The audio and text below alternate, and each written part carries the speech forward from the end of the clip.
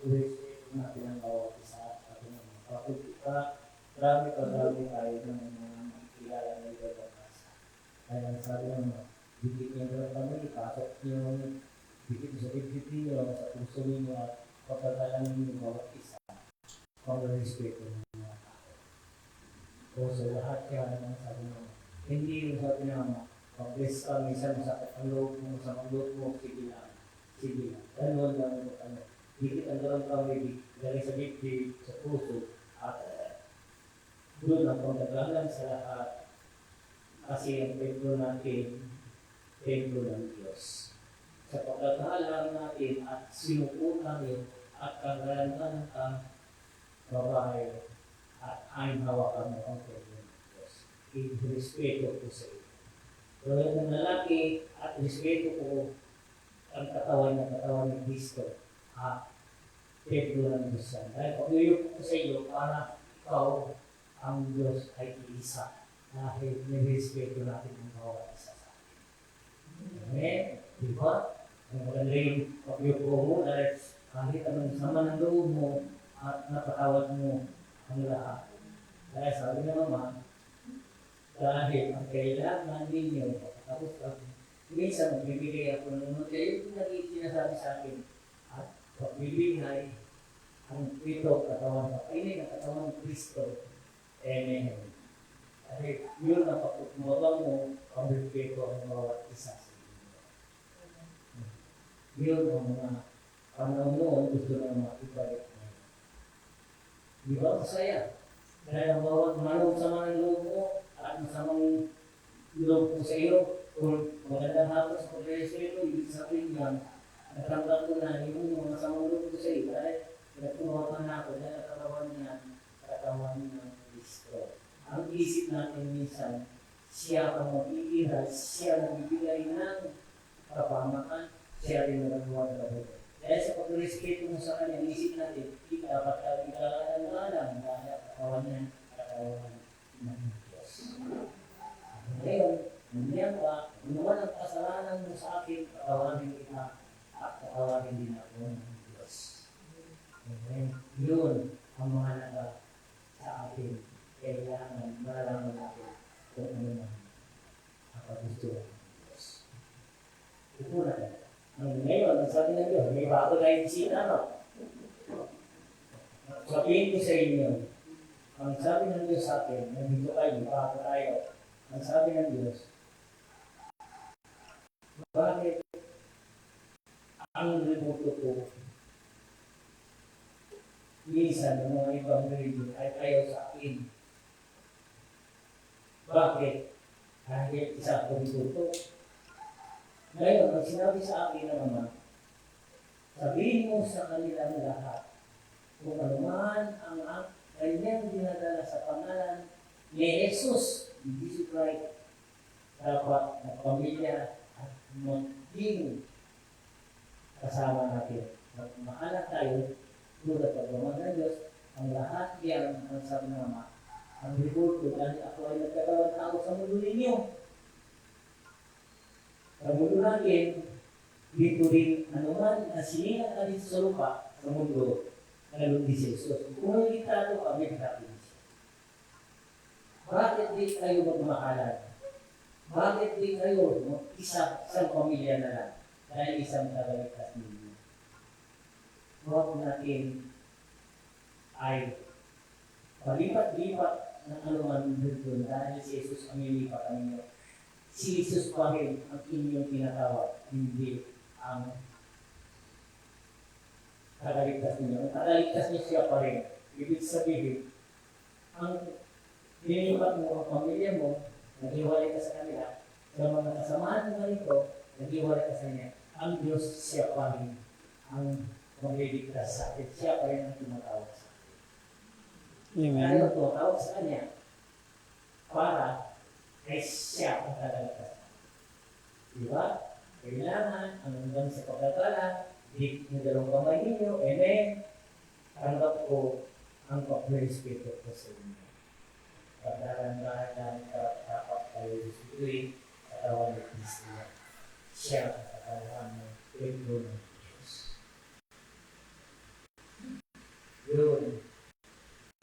mensahe dito sa Ama, mga anak, sabi niya.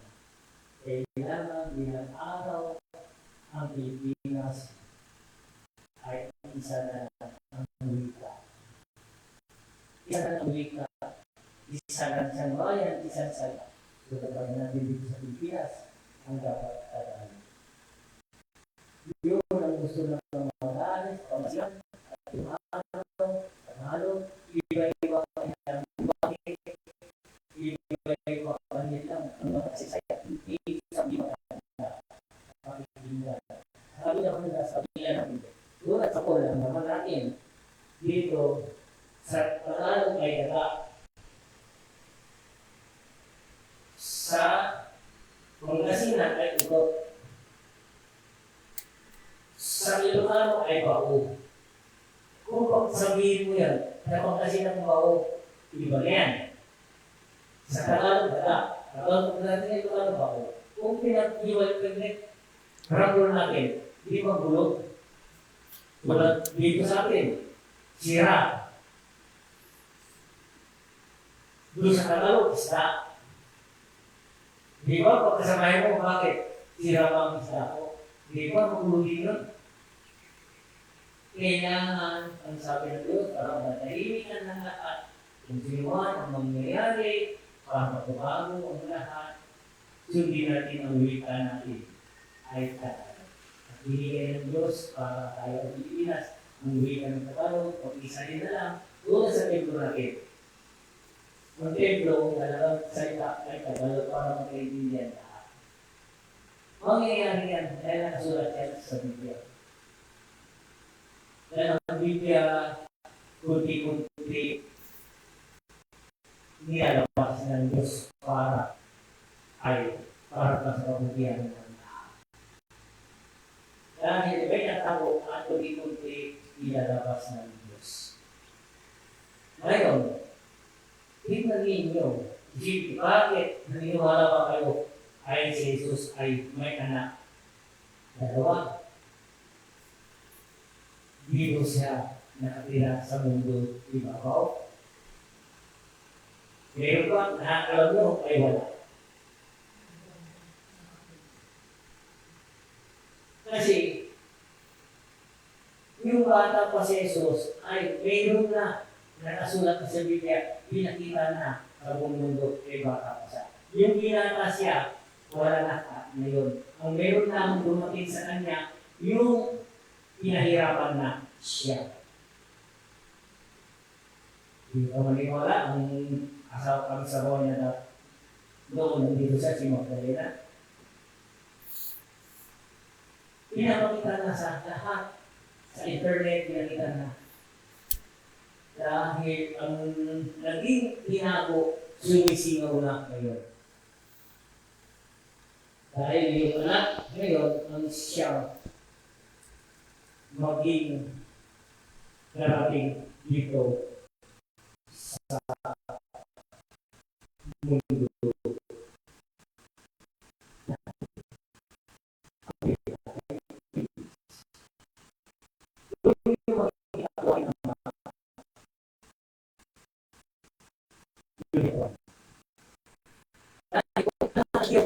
Kayamanan ng lahat ng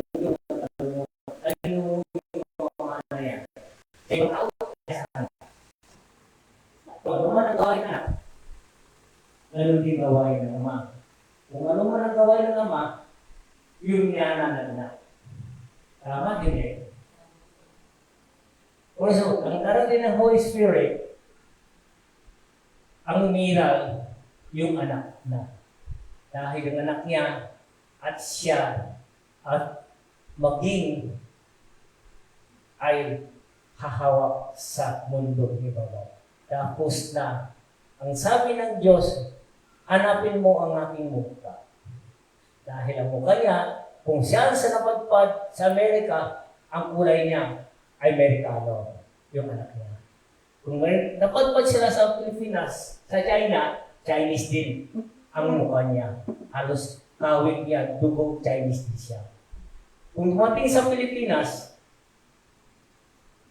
ang kulay niya ay Pilipino. Dahil siyang Diyos, maraming paraan, maraming siya pwede gawin. Dahil siya ang Diyos. Kailangan natin, paano natin malalaman, basta pray lagi kayo na magdasal kayo lagi, kung patutuo kayo sa sarili niyo, at huwag kayo magsinungaling, huwag kayo maging makasari, dahil yung kaisipan lang siya ang nagdadala ng kasalanan ng lahat. Marami din sabi, tao lang tayo, tao lang ako nagkakamali. Ang sabi ng Diyos, hindi ikaw, huwag mong sisihin ang katawan niyan, katawan ko yan, pinahiram ko lang sa inyo. Ang kaisipan mo, padalos-dalos ka, sobra. Wala ka ng katakutan dahil mataas ka. Akala mo mayaman ka, hindi ka mayaman. Ako nagbigay ng kayamanan sa iyo. Ang lahat yan nasa katawan mo, akin. Yung isip mo, yung espiritu mo, ay hindi akin. Dahil lahat ang naiwan dito sa lupa, akin yan. Wala kayo madadala. Babalik ka back to zero. Binaba kita ng katawan tao kayo. Tulad ko rin, sabi ng Ama. Nagkatawan tao ako. Dahil ginamit ko si Virgin Mary, isa. Ay innocent isa. Mangmang siya, hindi niya alam ay isang siya dalaga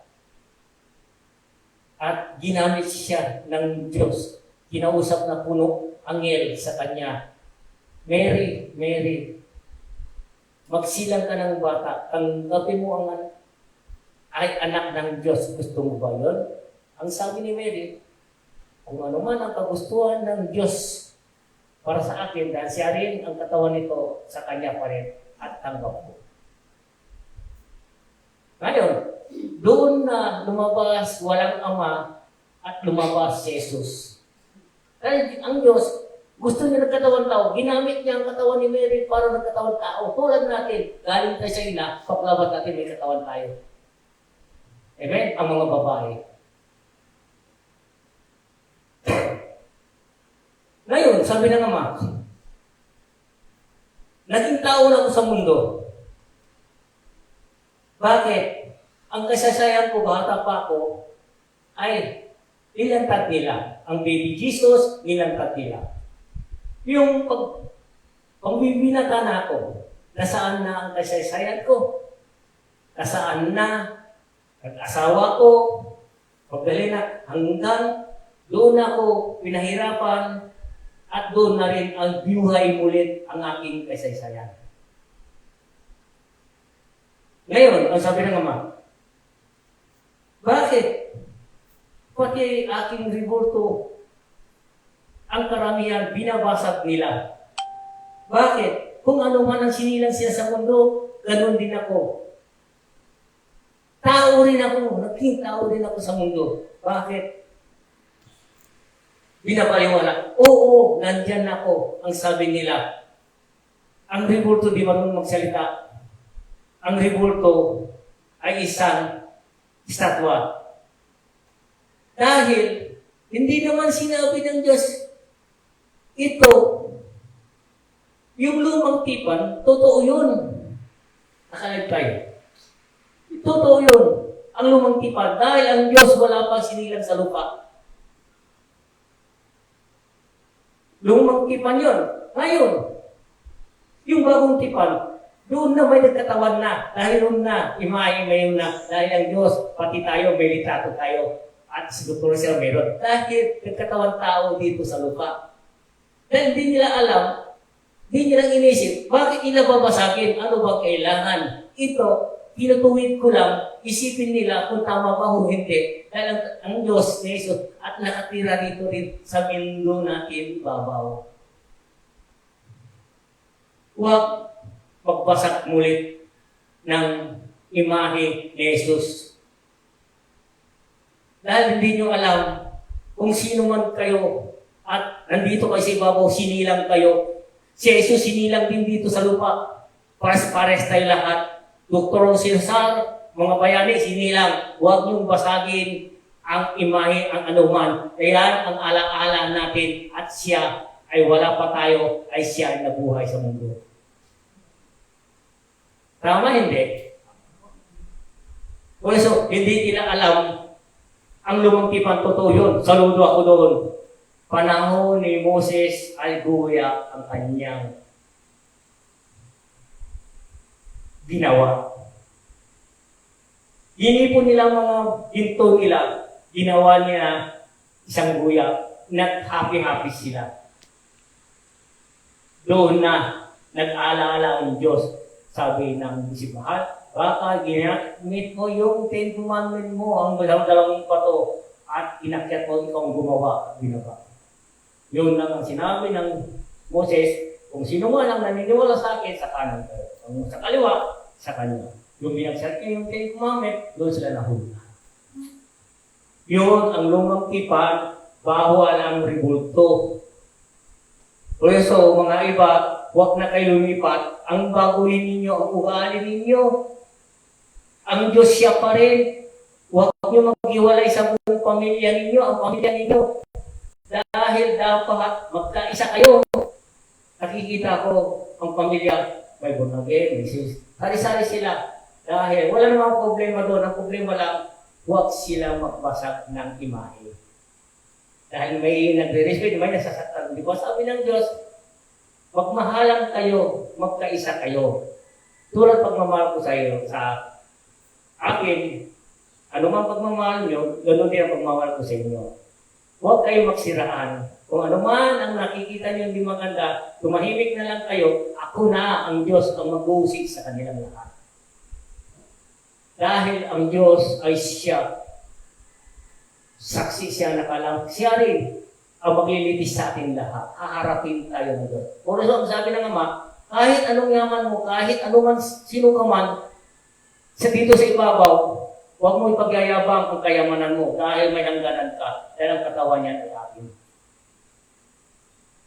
Dahil kahit sino ka man, binigyan kita ng kayaman dahil sa ugali mo ay maganda.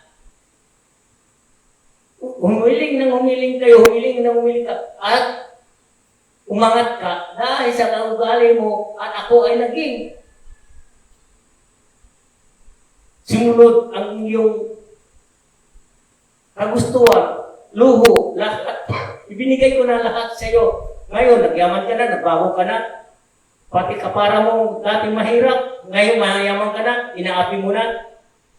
Mali yan dahil walang kayamanan darating sa iyo. Dahil yun ang kayamanan. Dahil sa kayamanan binigay sa iyo, dahil sa ugali mo maganda. Hindi mo alam, marami pa akong bagay gusto maging madagdag ng kayamanan mo dahil sa ugali mo maganda. Ang gusto ng Diyos, pagkumbaba kayo, ako ay magtataas sa inyo. Huwag mo itaas ang iyong mga sarili dahil kayo ay wala na. Pati ako nakalimutan nyo. Dahil ang lahat yan, pati ang ngayon, wala. Doon nyo na mararamdaman ang mga sakit ng ano naman dumarating sa inyo dahil wala na yung garden ng angel. Dahil nakalimutan mo ng lahat. Dahil sa kayamanan ng ito binigay. Dahil sa pag-isip mo, akala mo ikaw na ang Diyos, hindi nyo alam pagsamantala lang ng lahat. Oras, binawi ng katawan mo, Diyos rin ang nakakalam kung kailan kayo kukunin. Ay, ang lahat yan, iba na ang gagamit yan, hindi na ikaw. Ang lahat yan pagsamantala. Ngayon, ang sabi ng Ama, alam mo ba, saan ka patutungo? Sa ugali yan. Mabuti pa ang katawan mo. Ngayon, simenteryo, paglalagyan. Yung espiritu mo ngayon, dahil siya ang gumagawa ng kasamaan. Dahil siya ang gumagawa ng kaisipan na hindi maganda. Ang katawan, ibalik sa lupa. Ang espiritu, siya ang lahat yan. Ang espiritu natin, wala tayong kamatayan. Kusong lahat, nandito, pagsamantala lang. Huwag niyong iralin. Kung sino man ang bigay ng buhay sa atin, sa kanya rin tayong lalapit. Dahil siya ang dugtong ng buhay. Dahil sa kanya rin tayo, binigyan lang tayo ng second chance, binaba ditong may katawan. Dahil hindi nyo alam, isang suwayo tayo sa langit. Binaba tayo, binigyan pa tayo ng isang chance. Yun sa pangalawang buhay natin, yung sikang kami nandito tayo sa lupa. Ang sabi ng Ama, ay freedom, lahya ka, hanap ka, paano mo ka mabubuhay sa mundo. Dahil binigyan kita ng kaisipan, binigyan kita ng kamay, binigyan kita ng paa. Kaya mo, ang kalakasan, binigyan kita. Ngayon, paano ka mabubuhay? Mag-discard ka na dahil ako, pinabayaan na kita. Ngayon, lagi tayo humihiling sa Diyos. Ang karunungan, ang lahat man, ang bagay, kung ano man ang magandang gawain, hiling sa Diyos. Ang Diyos, nagbibigay din ang ano man ang gusto mong gawin. Ang talino, binibigay natin, binibigay tayo ng Diyos. Ngayon, kung sobra na at marami kayong alam, mamaya, ang Diyos inakalimutan nyo na. Nakakalimutan mo na. Dahil, sa dami na nalalaman at binigay sa iyo, at mayaman ka na. Mayaman ka na, sa pinaghihirap mo yan, at saka ka, nagyaman ka na, bago ng ugali mo. Ang sabi ng Diyos, sayang, meron pa, idadagdag ko ng kayamanan sa iyo. Bakit nagbago ka na? Nakalimutan mo na ang mga pinanggalingan mo. Nakalimutan mo na, pati ako. Dahil mayaman ka na, akala mo sino ka na, wala ka na. Wala ka na kailangan. Pagdating oras, dumating ang sakit mo, ang lahat ng bagay, sa kanya ka pa rin ahantong hihingi ng tulong. Por eso, kailangan natin marunong tayo kung saan tayo pinanggaling ng anuman ang umangat sa atin, ang kailangan gawin natin ang kabutihan. Dapat, huwag natin baguhin ang ating ugali, ang sarili natin, dahil yun ang kayamanan, ang kagustuhan ng Diyos. Kung sabi ng Diyos, kung ano man ako noon, siya pa rin ako ngayon.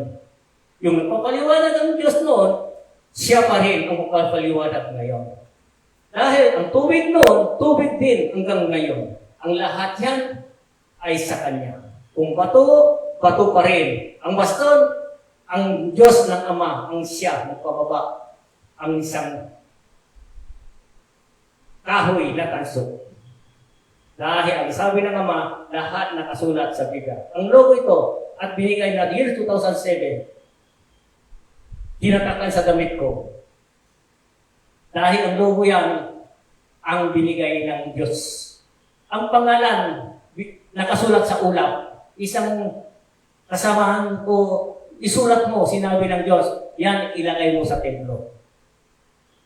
Dahil ang templo natin, galing sa Diyos. Lahat man ang mga sinasabi ko, galing sa Diyos. Dahil, bakit galing sa Diyos? Dahil wala akong aral, hindi ako marunong sumulat, hindi ako marunong bumasa, magtanong kayo, kaya ko si kayo sasagutin. Dahil ang Diyos ang nagdagabay sa akin, ang Diyos ang magsasagot sa iyo, hindi ako. Inborn ako, kasama ko na ang Diyos. Ang kagalingan ninyo, hindi ako magpagaling sa inyo ang Diyos. Huwag niyo pumunta kayo dito, subukan natin. Huwag niyong subukan dahil hindi ako susubukan niyo. Ang Diyos ang gumamit sa akin. Dahil may tinakda tayo bawat isa sa atin. Mayroon tayo kagustuhan ng Diyos. Kanya-kanya tayo gawain dito sa mundo. Kanya-kanya tayo kaligtasan dito sa mundo. Sino ba magliligtas sa atin? Kung hindi, sarili natin. Ang sabi nila, ang Diyos ay siyang tagaligtas. Totoo yun, siyang tagaligtas. Kung gumawa ka ng kabutihan, kung di ka gagawa ng kabutihan, nasaan ang kaligtasan? Dahil ikaw isang suwayo. Por eso, kailangan natin laging magdasal, maging patuto kayo sa sarili natin. Patuto kayo harap sa Diyos. Ang Diyos, kahit saan ka, nandiyan sa puso ninyo ang tunay na Diyos na pag-ibig. Amen. Saan ba ang tunay ng ang Diyos? Nakatira? Dahil ang katawan nito, templo ng Diyos. Yun lang ang Messiah binigay ko sa inyo, yun din ang ginagawa dito. Dahil maparat tayo, at ako ay nakaharap sa inyo, wala akong nahawak ng Biblia. Basahin sa Biblia, nasa Biblia lahat ang aming sinasabi. Amen? Ito, ang utos sa akin ng Ama. Dahil ang sabi ng mga anak, gusto ko na makulong ng mundo ninyo, kailangan paligod na kayo bawat isa. Si Jesus pa rin, kung sino man ang muling lumawag sa kanya, pangalan niya, kailangan pamilya kayo lahat, magkakaisa kayo, pagmahal sa pangalan ni Jesus. Amen?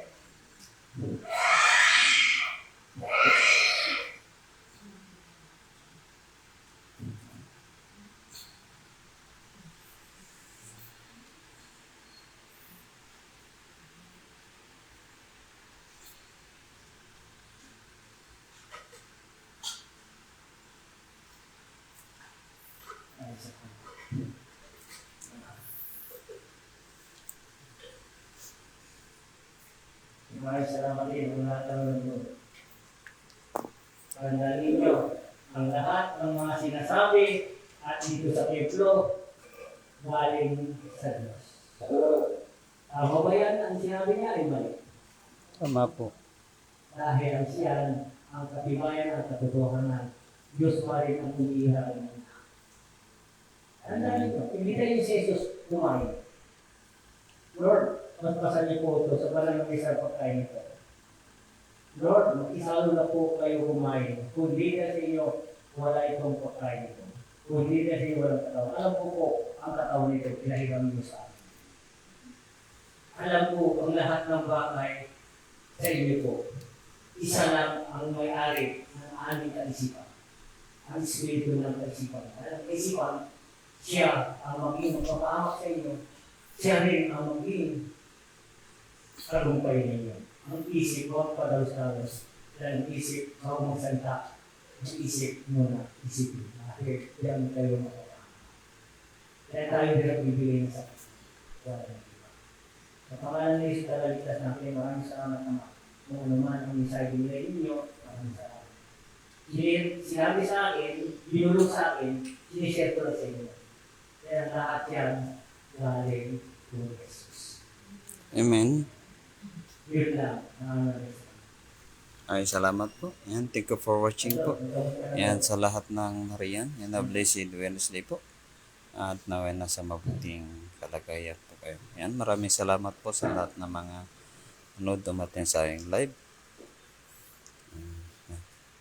Yan, shoutout po sa inyo. At maraming salamat po. At ito yung gawain natin. Again, share ng words of God. Para pinapaunawa yan bawat bagay na nakikita po sa paligid. Maunawaan. Kaya thank you for watching po sa inyo lahat. And shoutout po sa lahat ng mga team na nariyan na dumating. And shoutout po kay Madam Emma Ribas Misana. Shoutout po. And a blessed Wednesday. And kay Madam Elsa BDP. And kay Brother Bobby Ahinto. Yan kay Mark Aquino. Yan, shoutout po sa inyo lahat. At maraming salamat po. Ingat po palagi and God bless yan. Ingat po palagi. Yan, at live na po tayo.